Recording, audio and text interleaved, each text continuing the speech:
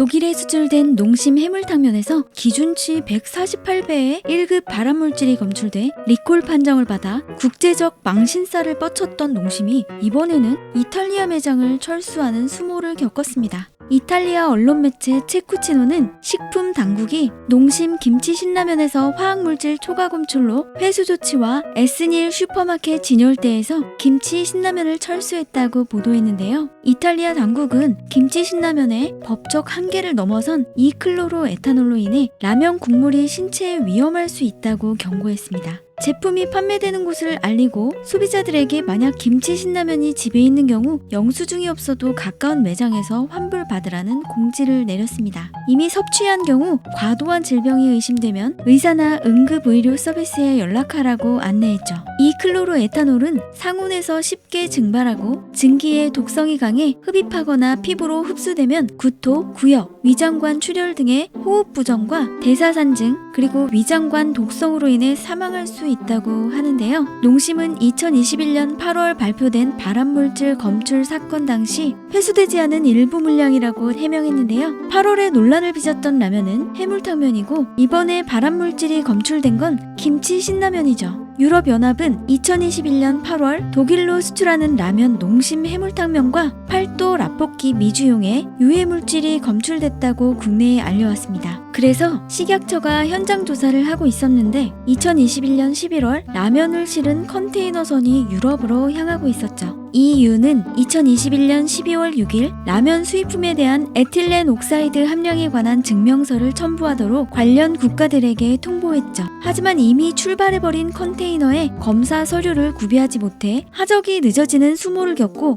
이번에는 이탈리아 매장에서 농심 라면이 철수되는 일이 발생했는데요. 국제사회에서 농심 브랜드 이미지가 추락했네요. 일각에서는 이 이유의 규정이 까다롭다는 불만도 제기하고 있습니다. 우리나라 식약처는 이 클로로에탄올은 발암물질이 아니라 비의도적으로 오염되거나 발생할 수도 있다고 보고 이유식 등 영유아 대상 식품의 경우 kg당 10mg, 농축산 가공식품은 kg당 30mg 이하로 잠정 기준을 설정했습니다. 당시 문제가 된 에틸렌 옥사이딘은 인체 발암물질이고 이 클로로에탄올은 에틸렌 옥사이딘의 중간체, 부산물 등으로 생성되거나 환경에도 존재한다고 설명했죠. 하지만 유럽연합은 이 클로로에탄올을 에틸렌 옥사이딘의 부산물로 보기 때문에 에틸렌 옥사이딘과 이 클로로에탄올의 합을 에틸렌 옥사이딘으로 표시합니다. 실제로 검출된 에틸렌 옥사이딘이 없고 생산 과정에서 에틸렌 옥사이딘이 없더라도 EU에서는 이 클로로에탄올의 양만 가지고도 에틸렌 옥사이딘이 있다고 검출을 통보하게 됩니다. 반면 우리나라와 미국, 캐나다 등은 이 클로로에탄올을 별개의 물질로 보고 관리하고 있는데요.